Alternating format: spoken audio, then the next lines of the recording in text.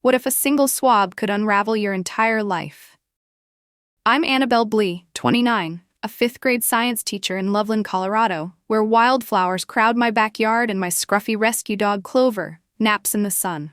My family is the kind you'd envy. Mom, Laura, with her handwritten lunch notes, Dad, Grant, who taught me to change a tire, and my brother, Miles, 4 years younger, but bold enough to act like the older one.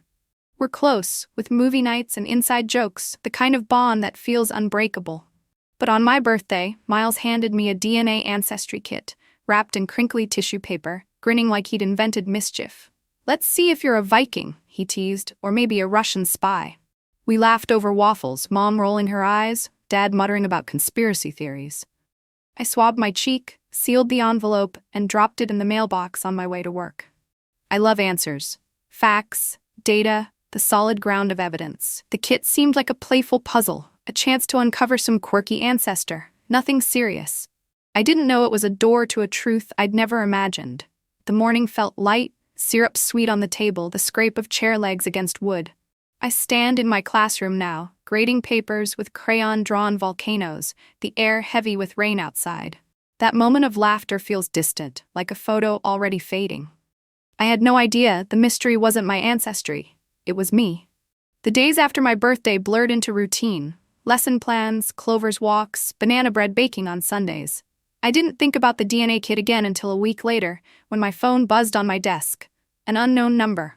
I answered, expecting a parent or a telemarketer. "Is this Annabelle Blee?" The voice was calm, female, professional. "This is Dr. Kelsey Arden from Gone Trace Labs. We need to verify something about your DNA results." My pen froze mid-grade. "Verify what?" I asked, my voice catching. She suggested meeting in person, her tone careful, like she was stepping around something fragile. "Your DNA matched a missing child case from 1993. My breath stopped. The room spun, volcano drawings blurring into red and orange smudges. A missing child? Me? It had to be a mistake, a glitch, a mix-up, someone else's name. I've lived in the same house my whole life, loved, safe, with parents who framed my test scores, and a brother who sang off-key in the car. I wasn't missing. I wasn't a case. But Dr. Arden's voice didn't waver. She mentioned a child abducted from Nebraska, parents still searching, a profile active in a national database. I hung up, my hands cold, the phone heavy. I stared at the rain streaking my classroom window, each drop a question I didn't want to ask. I drove home in a daze, the wipers slapping rhythmically. My mom was in the kitchen, peeling carrots for soup, the air warm with familiarity. I tried to keep it light. "Mom, something weird happened. The DNA company called. They said I matched a missing kid from the 90s. The carrot hit the floor with a dull thud. Her face drained, eyes wide, like she'd seen a ghost. She didn't laugh or dismiss it. She just stared, lips trembling, hands gripping the counter. "You were never supposed to find out," she whispered. My stomach lurched. "Find out what?" I pressed, my voice sharper than I meant. She looked small, fragile, like the weight of years had collapsed. "You weren't adopted," she said. "We didn't go through an agency. No papers, no court." I stared, the words not landing. "We found you," she said, her voice breaking. "In our driveway, 6 months old, in a yellow blanket with a note that said run." My knees buckled. "Found me? Like a lost wallet? A stray dog?" I pressed my hands to the table, the wood cool and solid, trying to anchor myself. She explained how they woke to a noise, thought it was raccoons, found me crying softly in a pink onesie. They called the police, who took the note, searched, but found no leads. No one claimed me. The case went cold, and they kept me, named me, loved me. I wanted to scream, to cry, but I just sat there, the kitchen clock ticking too loudly. Miles had always been my anchor, the one who could make anything feel less heavy. I called him that night, my voice shaking. "Miles, it's serious." He was at my door in 10 minutes, dropping onto my couch, elbows on his knees. I told him everything. The lab, the missing child, Mom's confession. His jaw tightened, but he didn't interrupt. "So what, you were just left in our driveway?" he said finally, his voice low. "That doesn't make sense," I nodded, my throat tight. He grabbed his jacket. "You're not dealing with this alone." We sat up late, piecing together what little we knew, the note's single word, run, burning in my mind. Who wrote it? Why me? I thought of my childhood, camping trips, science fairs, Mom's lavender tea. It was real, solid, mine. but now it felt like a house built on someone else's foundation. I looked at Miles, his familiar slouch, and wondered if I was still his sister in the same way. The rain kept falling outside, steady, unyielding, like the truth I couldn't outrun. The next morning, sunlight filtered through my curtains, but it did nothing to chase away the fog in my head. I hadn't slept much, replaying Mom's words over and over, the note's stark command echoing like a warning I couldn't heed. Clover nudged my hand, her wet nose cold against my skin, pulling me back to the present. I needed proof this wasn't some nightmare. With shaking fingers, I dialed the lab's number. Gone Trace Labs, this is Dr. Kelsey Arden. Her voice was the same, calm, neutral, not cold. This is Annabelle Blee, I said, my throat dry. You called me yesterday about a DNA match. I waited for her to retract it, to say it was a system error, a crossed file. But she didn't. Yes, Miss Blee, thank you for calling back. I'd like to discuss your profile in person. This match is sensitive, connected to a forensic partnership database. What kind of case? I asked, gripping my coffee mug, the one that said world's okayest teacher, like it could steady me. There was a pause, then her voice softened. A missing child report. The infant disappeared in 1993 at 6 months old. I'm not missing, I insisted, though my voice wavered. I've never been missing. I understand this is shocking, she said. We're not assuming anything, only that your DNA shows a direct match to biological parents in the national system. We'd like to verify under supervision. I agreed to come in that afternoon. What else could I do? Hanging up, I sat there, the mug's warmth fading, my mind racing through impossible scenarios. Miles was still at my house, crashed on the couch after our late-night talk. I shook him awake gently. I called them back, appointment in Denver today. He sat up, rubbing his eyes, hair tousled like when we were kids. Okay, let's go. No arguments, no hesitation, just that bold protectiveness he'd always had. We grabbed quick breakfast burritos from the drive-thru on the way out, the greasy wrapper crinkling in my lap as I stared out the window. The highway to Denver stretched ahead, mountains looming in the distance, their peaks dusted with early snow. What if it's all true? I murmured, the words slipping out. Miles glanced over, his grip tightening on the wheel. Then we figure it out. Like that time we got lost hiking in Rocky Mountain Park. Remember? We didn't panic. We followed the stream back. I managed a weak smile, but inside I felt like I was the one lost now, drifting without a map. We talked sporadically about nothing important, his latest bad date, my students' volcano projects to fill the silence. But underneath, tension hummed like the engine. Unspoken fears about what this match might mean for our family. The Gone Trace building rose up modern and impersonal, all glass walls reflecting the cloudy sky, more like a corporate office than a place that unraveled lives. We parked, and I smoothed my shirt, suddenly self-conscious, like I was interviewing for a role I didn't want. Dr. Arden met us in the lobby, mid-40s, hair pulled back neatly, her handshake firm but kind. Thank you for coming, she said, leading us to a small conference room with 2 chairs, a monitor, and a plain folder on the table. She spoke with practiced precision, the kind honed from delivering news that changed everything. In 1993, an infant named Aria Fenwick was taken from her home in Lincoln, Nebraska. No signs of forced entry, no ransom. Her parents, Monica and Jude Fenwick, never stopped searching. Their DNA has been in the Federal Registry for Missing Persons for over 25 years. She opened the folder and slid a photo across. A baby with dark eyes, round cheeks, wrapped in a yellow flannel blanket. My breath caught. That blanket. I had it in my keepsake chest at home. Mom always said it was my first gift, that I loved its soft texture as a kid. I touched the photo, fingers tracing the fabric's edge in the image. It felt like touching a memory that wasn't mine. Dr. Arden continued, her voice steady. We ran your sample through 3 databases. You're a direct biological match to Monica and Jude, 99.9% certainty.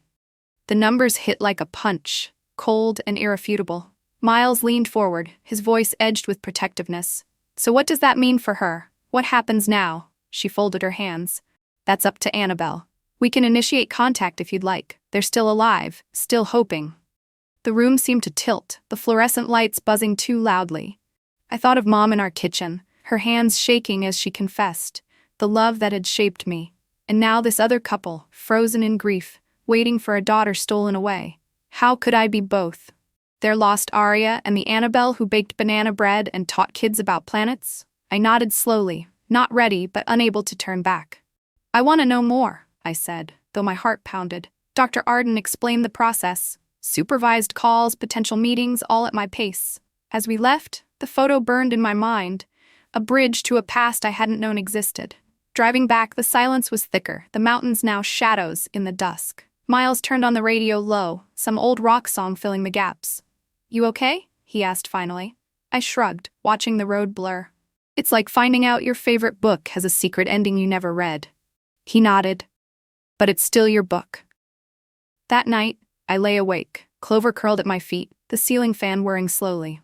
I replayed the day. Dr. Arden's careful words, the photo's haunting familiarity, the match's unyielding certainty. My life felt like a puzzle with pieces from two different boxes, forcing me to see how they might fit. I thought of Monica and Jude, strangers who shared my blood, their porch light on for decades, and Mom and Dad who chose to keep me, their love tangled in secrecy. Anger flickered. Why hide it? But so did understanding, the fear of losing what they'd found. By dawn, exhaustion pulled me under, but questions lingered, sharp as the note's single word. Run. From what? To where? I wasn't sure, but I knew I couldn't hide anymore. The drive home from Denver felt longer than the way there. The highway unwinding like a thread pulling me back to a life that no longer fit quite right. Miles dropped me off with a quick hug, promising to check in later, his eyes full of that brotherly concern that made me feel less alone. I stood in my driveway for a moment, staring at the spot where Mom said they'd found me all those years ago. Ordinary concrete, cracked from winters, now heavy with meaning. Clover bounded out when I opened the door, her tail wagging furiously, oblivious to the storm inside me. I scratched her ears, burying my face in her fur, the familiar scent grounding me just enough to breathe. But I couldn't stay hidden in my little house forever. I needed more answers, the kind only my family could give. Grabbing my keys again, I headed to my parents' place, the same house where I'd grown up, its porch light glowing softly in the twilight like it always had.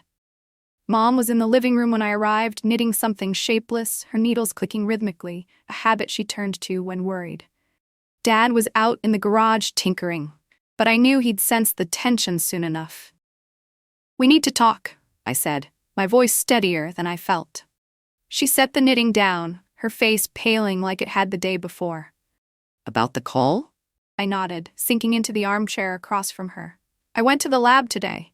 It's confirmed. My DNA matches these people, Monica and Jude Fenwick. Their baby Aria was taken in 1993. The names hung in the air, foreign yet intimate. Mom's eyes filled with tears, but she didn't look away this time. "I knew this day might come," she whispered, "but I prayed it wouldn't." "Tell me everything," I urged, leaning forward. No holding back. She took a deep breath, her hands twisting in her lap. "It started that night in July," she said, the air thick with summer heat. They heard a faint cry from the porch around 2 a.m. Dad grabbed a flashlight, thinking it was an animal. Instead, there I was, bundled in that yellow blanket, my tiny fists waving, face red from crying. The note was pinned to the fabric, handwritten in black ink, "Run." Just that one word, urgent and desperate. "They called the police right away," Mom continued, her voice trembling as she relived it. Officers arrived quickly, flashing lights cutting through the dark, neighbors peeking from windows. They took photos, dusted for prints, collected the blanket and note as evidence. I was checked over. No injuries, healthy, about 6 months old. But searches turned up nothing. No missing baby reports matching my description. No witnesses who'd seen a car or person in the driveway. The note suggested danger, maybe a scared parent fleeing something worse. Days turned to weeks, the investigation stalling. Social services got involved briefly, talking about foster care, but Mom and Dad begged to keep me temporarily. They'd always wanted another child after Miles, and in that chaos, a bond formed. Mom described holding me those first nights, rocking me to sleep, terrified someone would knock and take me away. But no one did. The case went cold, filed away as an abandonment, perhaps an illegal drop-off by a teen mom or someone in crisis. Eventually, they stopped waiting for answers and started building a life. They forged a birth certificate, nothing elaborate, just enough to enroll me in school, get vaccines, make it official. "We didn't steal you," Mom said, her eyes pleading. We saved you. Or that's what we told ourselves. Dad wandered in then, grease on his hands from whatever project he'd been avoiding. He must have heard voices because he froze in the doorway, reading the room instantly. She knows, Mom said softly. He nodded, wiping his hands on a rag, and sat beside her. We did what we thought was best, he added, his voice gruff but kind, the way it always was when teaching me life lessons. They explained how they named me Annabelle, after Dad's grandmother, wanting something strong, timeless. The baby pictures on the shelves, some were staged later, blended with real ones to fill the gaps. My childhood memories flooded back as they spoke. Scraped knees, kissed better, science fair trophies, Christmas mornings in matching pajamas. It was all true, but now layered with this shadow. Why not tell me? I asked, anger bubbling up. Dad sighed. We were scared you'd hate us or that someone would come claim you. You were ours in every way that mattered. Mom reached out, but I pulled back, not ready for comfort yet. The room felt smaller, the air thick with unspoken regrets. I thought of the Fenwicks, their unending search, and wondered if my happy life had been built on their heartbreak. We talked for hours, the conversation ebbing and flowing like a tide washing up old debris. Mom shared details I'd never heard, how she kept a journal those first months, noting my first smiles, fearing they'd be her last with me. Dad admitted to checking the news obsessively for years, dreading a story that matched. No one ever came forward, no family, no clues beyond that note. The police theorized it could have been a domestic situation, someone protecting me from harm, but theories weren't facts. As the sky darkened outside, exhaustion settled in. I wasn't ready to forgive, but hating them felt wrong too. They were still the parents who'd raised me, flawed but loving. Leaving, I hugged them awkwardly, the embrace tentative. Back home, Clover greeted me again, her loyalty simple and unwavering. I sat on the floor with her, stroking her fur, letting tears come. The secrets were out, raw and exposed, but they didn't erase the love. If anything, they made me question what family really meant, blood, choice, or the messy space in between. Sleep came fitfully, dreams fragmented with yellow blankets and running footsteps. Tomorrow, I'd have to decide what to do with this truth, but for now it was enough to hold it, heavy as it was. That night, the dreams twisted around me like vines, yellow blankets fluttering in wind-swept driveways, footsteps pounding in endless pursuit, the word run scrawled across shadowy walls. I woke tangled in sheets, Clover whining softly at the bedside, her brown eyes full of uncomplicated worry. The clock glowed 5:47 a.m., too early for light, but sleep was done with me. I padded to the kitchen, brewed coffee strong enough to cut through the haze, and sat at the table staring into the mug's dark depths. My mind churned. Monica Fenwick, the woman who'd lost her baby, me, and carried that void for decades. Jude, clenching his jaw against the pain. And Laura, my mom, who'd held her secret like a shield, protecting us both from the storm it might unleash. Both women had loved me in their ways, one from afar in hope, the other up close in fear. How could I choose? But staying frozen wasn't an option. The truth had cracked me open, and ignoring it would only widen the fissures. I needed to see them, to hear their voices, to make this real beyond lab reports and confessions.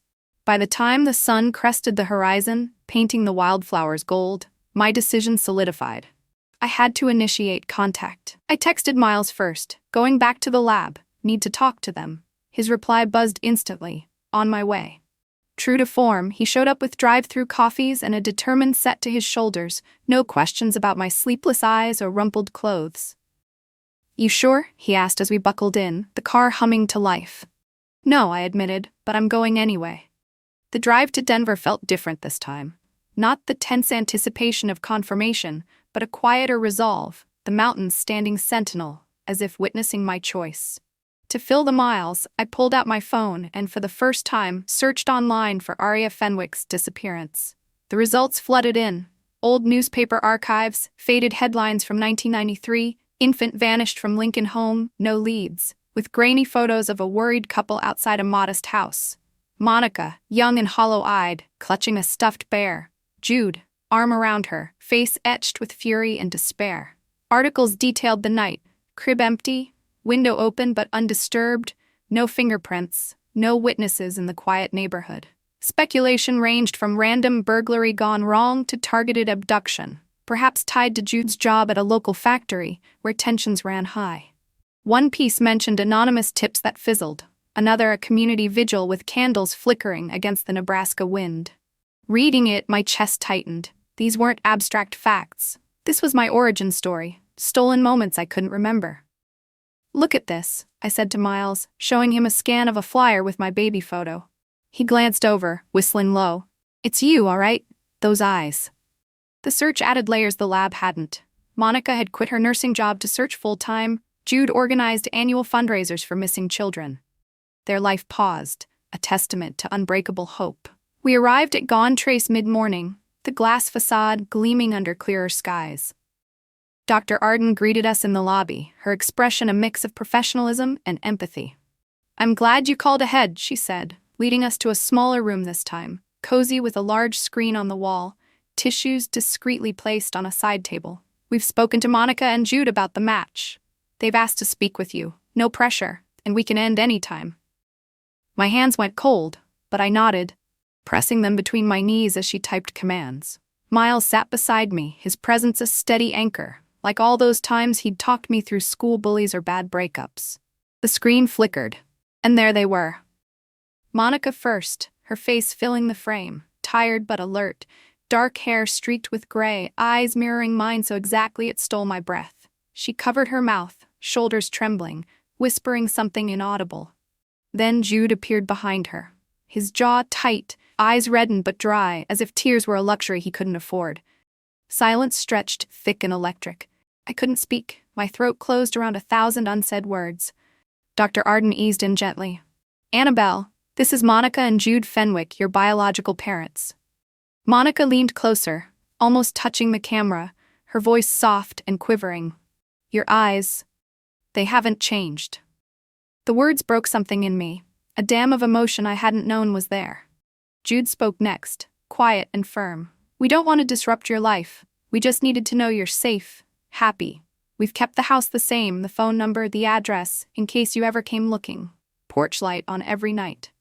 I thought of their vigil articles I'd just read, the years of waiting etched into their faces. Finally, I found my voice, though it cracked. "I'm sorry. None of this makes sense." Monica nodded, wiping her eyes, a shaky smile emerging. "Of course it doesn't. But we're here now. You look just like my mother. She was beautiful too." The conversation flowed haltingly, guided by Dr. Arden. They asked about my job, laughing softly at stories of my students' messy experiments. I asked about their lives, learning Monica gardened to cope, Jude built model trains. It wasn't easy. Grief lurked in pauses, questions about the abduction unspoken, but it felt like a beginning, a thread connecting us across lost time. The call lasted 20 minutes, ending with promises to talk again. As the screen went dark, Dr. Arden asked if I was okay. I nodded, though my heart raced, a whirlwind of floating and drowning. Miles squeezed my shoulder on the drive home, the radio off, letting silence settle. "That was intense," he said finally. "But you did good." Back in Loveland, I found Mom at her kitchen table, same untouched tea mug from before, her face lined with dread. "Did you talk to them?" she asked. I nodded, and she reached for me. I hesitated, then sat across, the air heavy. "I need everything, Mom. Start from the beginning. No lies." Her hands dropped, but she met my gaze. "I never wanted to lie, but I was afraid they'd take you." She retold the night, the cry, the blanket, the note's hurried script. Added details this time. The police officer's sympathetic pat on Dad's back, the social worker's suggestion of temporary custody turning permanent as weeks passed without claims. "We knew it was wrong not to push harder," she admitted, "but you fit with us, like you'd always been there." Anger flared, but so did pity for her fractured strength. That night, I journaled furiously, words spilling like rain. Confusion, betrayal, curiosity. The video call had opened a door. Now I wondered if I could step through to Nebraska, to see the crib, the home frozen in time. But first, I needed space to breathe. The journal pages filled quickly that night, my pen scratching furiously as if capturing the words could make sense of the chaos swirling in my chest. I wrote about the call, reliving every moment, the screen's glow casting shadows on the lab room walls, Dr. Arden's quiet presence in the corner like a referee in an unspoken match. When Monica's face appeared first, it was like looking into a mirror aged by time and sorrow, those eyes, dark and deep, holding a lifetime of what-ifs. She didn't speak right away, just stared, her hand rising to her mouth as if to trap a sob. Jude slid into frame beside her, his broad shoulders tense, face a mask of restrained emotion, the kind that comes from years of holding back tears to keep functioning. I sat frozen, Miles's hand on my arm a silent lifeline, the room's air conditioner humming softly, too mundane for the weight of this reunion. Dr. Arden broke the ice again, repeating introductions, but it was Monica who found words next, her voice trembling like leaves in a breeze. "We've waited so long for this. I don't even know where to start." I managed a nod, my own words stuck, but then they tumbled out. Questions about that night in 1993, how it happened, what they remembered. They shared more than I expected. Pieces I'd glimpsed in my online search, but now vivid and personal. Monica described waking to an empty crib, the window slightly ajar, no sound but the distant hum of crickets outside their Lincoln home. "We thought it was a nightmare at first," she said, her eyes glistening. "Called the police, searched the neighborhood ourselves until dawn. No note, no demands, just you, gone." Jude added details about the investigation, how detectives combed the house for clues, interviewed coworkers at his factory where he'd had a minor dispute weeks before, but nothing stuck. "We put up flyers everywhere, held press conferences, even hired a private investigator when savings ran low," he said, his voice steady but laced with old anger. "Friends said move on, but how? You were our world." I felt a pang, imagining their days blending into endless searches, holidays marked by absence. To lighten it, Monica shifted to happier memories, describing my birth. July 24th, a sunny afternoon, me arriving with a full head of dark hair, just like hers. "You loved being sung to," she recalled, humming a snippet of a lullaby that stirred something deep, unfamiliar yet warm. "Rockabye baby, but I'd changed the words to make it less scary." New tears came then, but she smiled through them, asking about my life in Colorado, genuinely curious about Clover's antics and my classroom volcano disasters.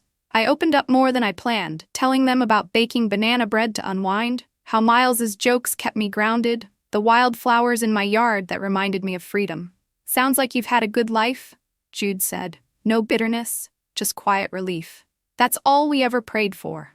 If we couldn't have you, at least know you were loved."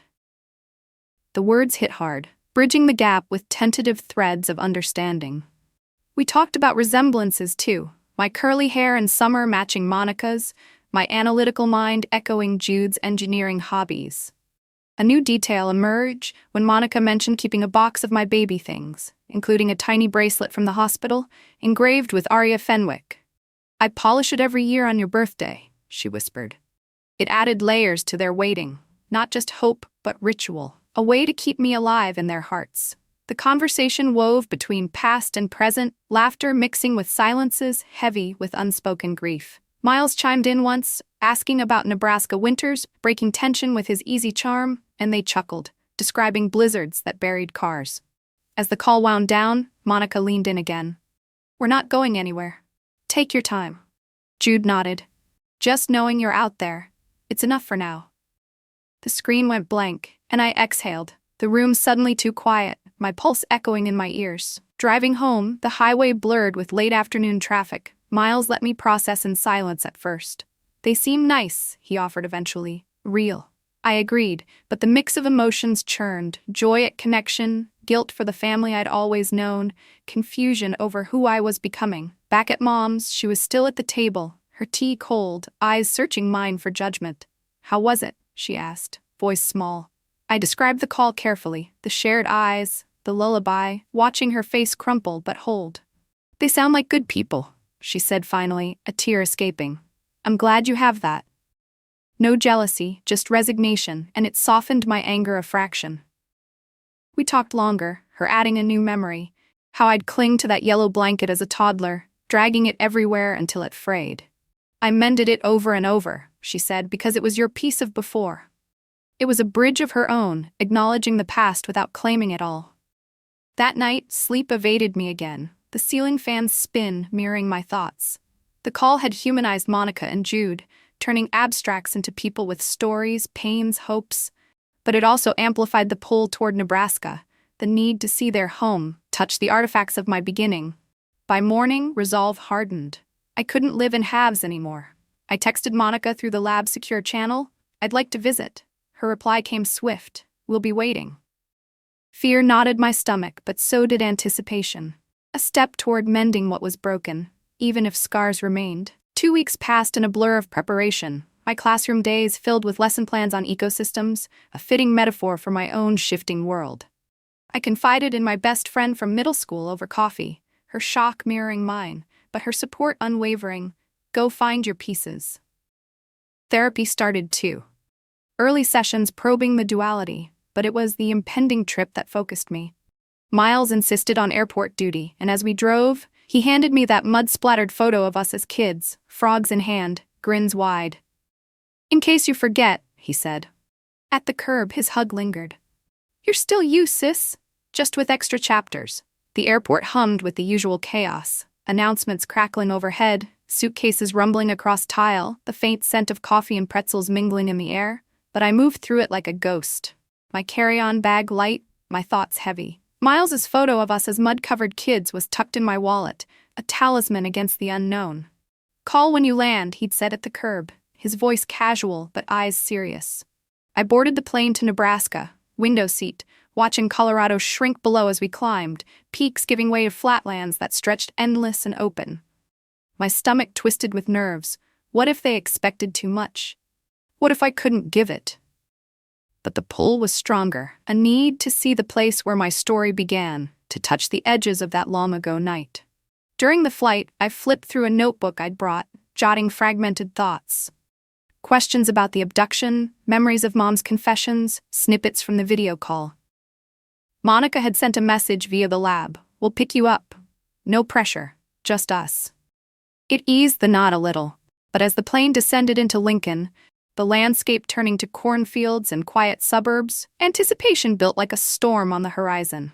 They were waiting outside baggage claim, as promised, standing apart from the crowd but unmistakable.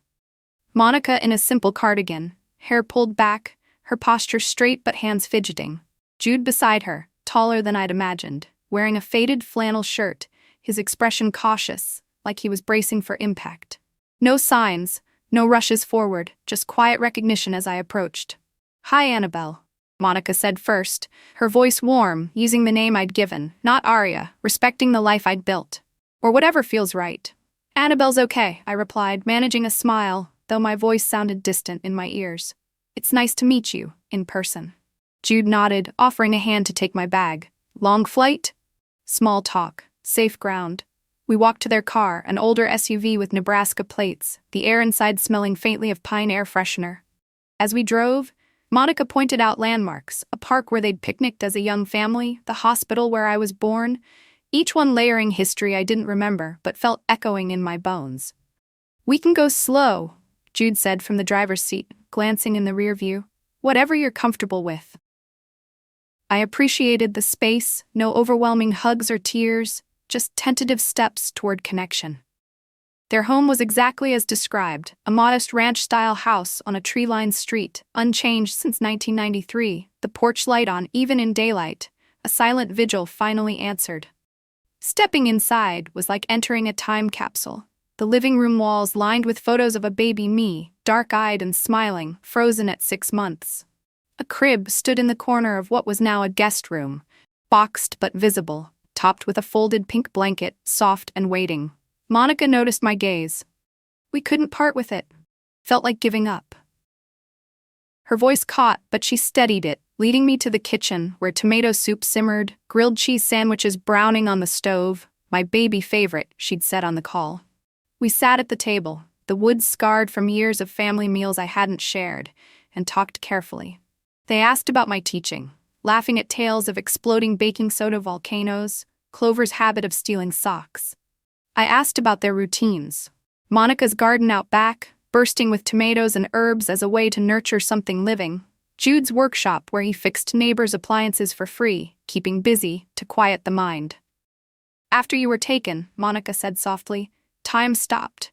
We celebrated your birthdays with cake, left a slice out overnight, silly as it sounds. It broke my heart, imagining those empty rituals, hope flickering like a candle in wind. After dinner, the air grew heavier, the sun dipping low, casting long shadows through the windows. "There's something we want to show you," Jude said, retrieving a worn box from a closet shelf, its lid taped multiple times. Inside, the original police report, yellowed pages detailing the empty crib, open window, no forced entry. Newspaper clippings with headlines that screamed loss, flyers with my photo, edges curled from handling. And the note, real, not a copy, faded ink on crumpled paper, "Run." I held it, fingers tracing the hurried letters, wondering who wrote it, what danger spurred that single plea. "Police thought it was someone who cared," Monica explained. "Maybe not the abductor, but a witness or accomplice trying to protect you." New theories swirled in my mind. A neighbor overhearing threats at Jude's factory, or a family member fleeing abuse, but no answers, just echoes. Then Monica pulled out the hospital photo. Her younger self, exhausted but radiant, holding tiny me, bracelet reading Aria Fenwick, July 24, 1993. "You are her," she said, not as accusation but affirmation. We sat in silence, the box between us a bridge over decades of separation. Finally I stood, crossing to Monica, and this time I initiated the hug, tight, enveloping, a mix of sorrow and tentative joy. Jude joined, his arms strong around us, and for a moment I was centered in a family I'd never known, real and raw. That night, in the guest room with its preserved crib, I called home. Mom answered quickly, her voice tentative. "How is it?" "Strange but good," I said, describing the house, the box, the hug, honest but gentle, not wanting to wound. "They seem kind," she replied, a pause heavy with her own loss. "Be safe." Sleep came in fits, dreams of running through cornfields, blanket trailing behind. By morning, more conversations unfolded. Walks in the park where they'd pushed my stroller, visits to the church for annual vigils. Each step built connections, fragile but growing, like vines reaching across a divide. As I prepared to leave, Monica pressed a copy of the hospital photo into my hand. "Keep building your story," she said. The airport farewell was quiet, promises of future calls lingering in the air. Flying back, Nebraska fading below, I felt shifted. Not whole yet, but expanded, carrying pieces of both worlds. Landing back in Colorado felt like stepping into a familiar room after a long absence. Everything the same, yet subtly shifted, the light hitting corners differently. The airport was bustling, families reuniting with hugs and chatter, but I moved through it alone, my bag heavier with the hospital photo Monica had given me, tucked safely in my journal. Miles was waiting at arrivals, leaning against his car with that easy grin, but his eyes scanned me closely. "How'd it go?" he asked as I slid in, the engine rumbling to life. "Intense," I admitted, describing the preserved home, the box of clippings, the hug that had enveloped me like a long-lost blanket. He listened without interrupting, nodding at the right moments, his presence a steady reminder of the life I'd always known. "Sounds like they're good people," he said finally, merging onto the highway. "But you're still my sis, mud frogs and all." We stopped for ice cream on the way home, a childhood ritual for big days, the cold sweetness melting on my tongue as we sat in the parking lot, talking about nothing and everything, his work drama, my upcoming lesson on solar systems. It grounded me, but underneath, the duality tugged. Aria in Nebraska, Annabelle here, 2 names for one heart. Home welcomed me with Clover's ecstatic barks, her paws scrambling on the wood floor as she leaped up, tail a blur. I dropped to my knees, letting her lick my face, the uncomplicated joy washing over some of the ache. My house smelled of the lavender candle I'd left burning, wildflowers nodding in the backyard breeze through the open window. But unpacking, the Nebraska soil still on my shoes, I felt the change, subtle, like a new lens sharpening the world. Therapy started that week. My counselor Sarah in a cozy office with plants cascading from shelves, her questions gentle probes into the storm. "Who are you if you stop protecting everyone's feelings?" she asked in our first session, the words landing like a pebble in still water, rippling outward. I'd spent so long worrying about Mom's fragility, Monica's grief, even Miles's role as the funny anchor. But what about me? We unpacked the visit, the crib's silent accusation, the note's mystery, how hugging Monica felt like reclaiming a piece while betraying another. "It's not betrayal," Sarah said. "It's expansion." Homework was journaling prompts on identity, and slowly patterns emerged. My love for science as a quest for certainty, now tested by life's ambiguities. Confronting my adoptive parents came next. a deliberate step rather than the raw explosions before. I invited them over for dinner, banana bread baking to soften the air with its warm spice. Dad arrived first, tools in hand to fix a squeaky door I'd mentioned, his way of showing care through action. Mom followed, hesitant, carrying a Tupperware of her famous soup. We ate at my table, Clover begging underfoot, conversation starting light. School stories, Dad's latest campfire gadget.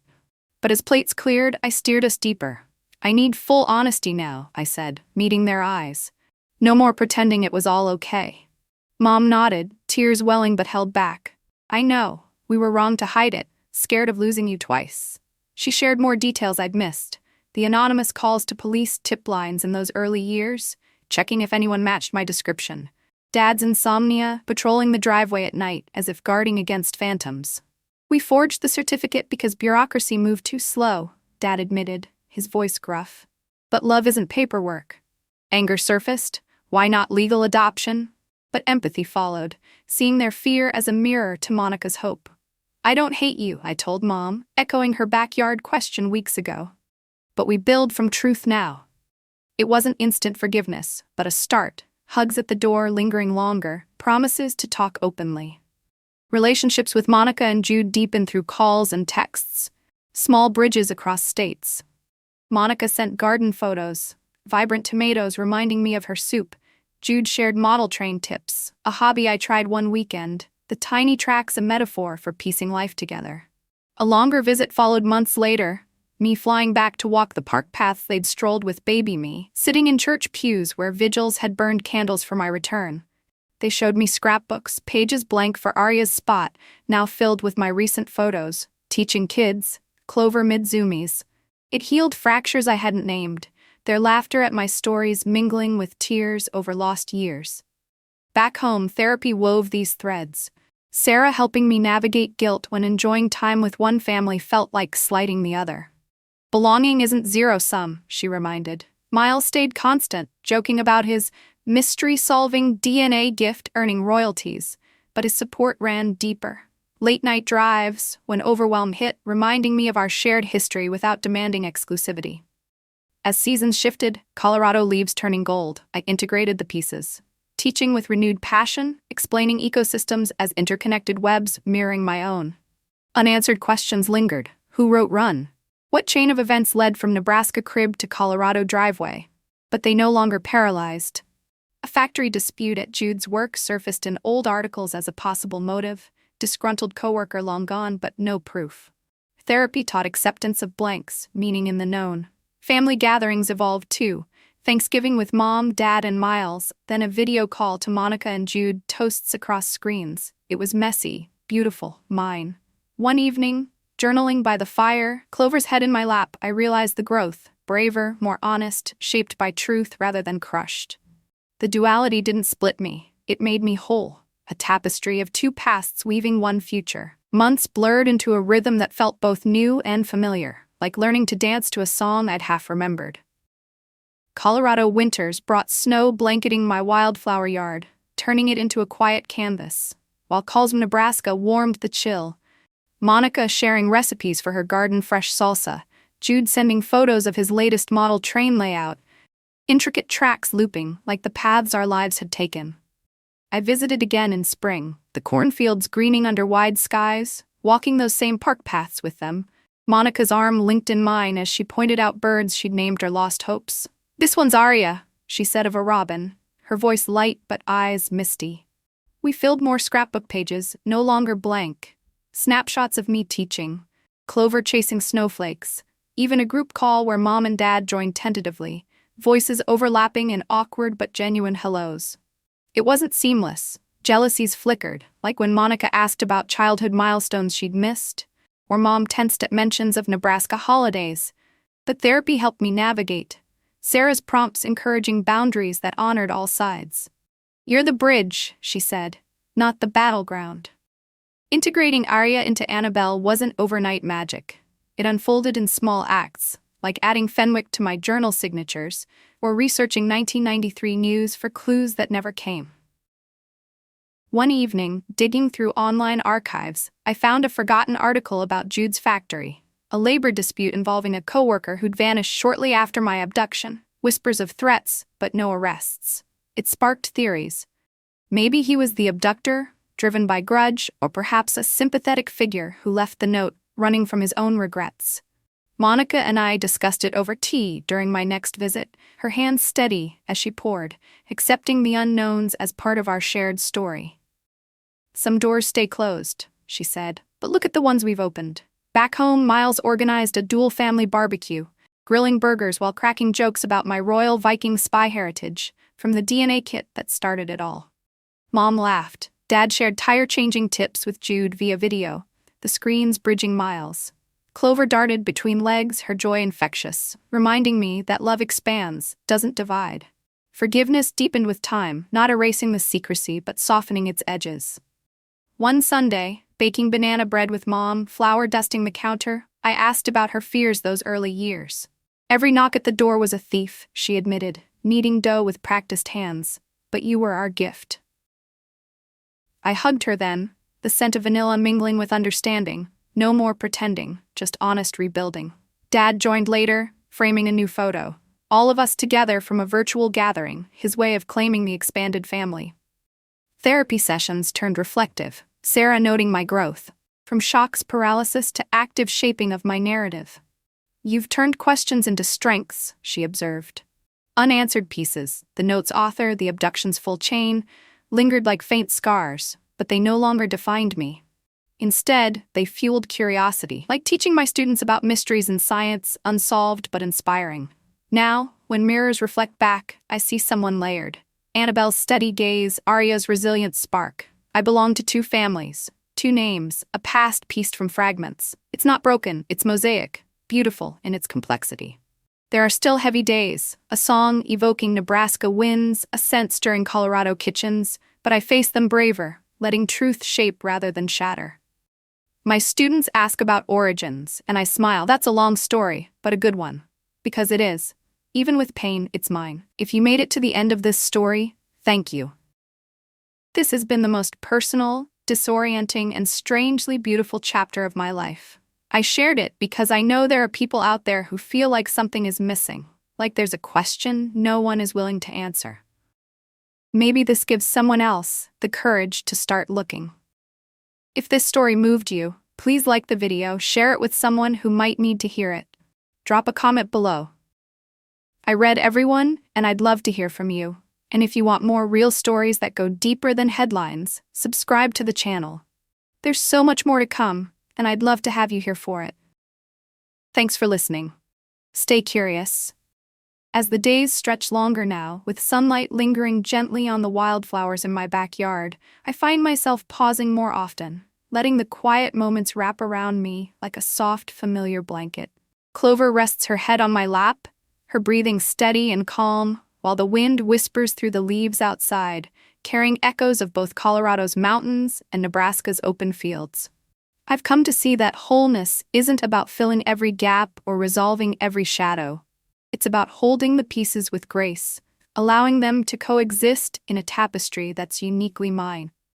Monica's letters arrive like gentle reminders, filled with pressed flowers from her garden, and Mom's calls bring the warmth of shared recipes, each connection a thread strengthening the fabric of my life.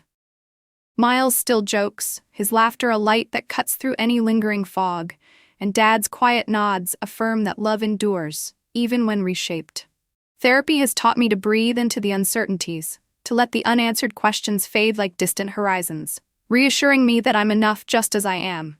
Annabelle, Arya, teacher, daughter, sister. The pain has softened, edges smoothed by time and forgiveness, leaving space for joy to bloom anew. As evening falls, the porch light glows softly, not in waiting but in welcome, and I step outside, feeling the world's vastness, yet grounded in my own story. It's okay to belong to more than one place, to carry dual hearts. It makes the journey richer, the endings open. And in this peaceful unfolding, I whisper to myself and to you, keep seeking, keep healing, for the truth, once embraced, sets you free in ways you never imagined.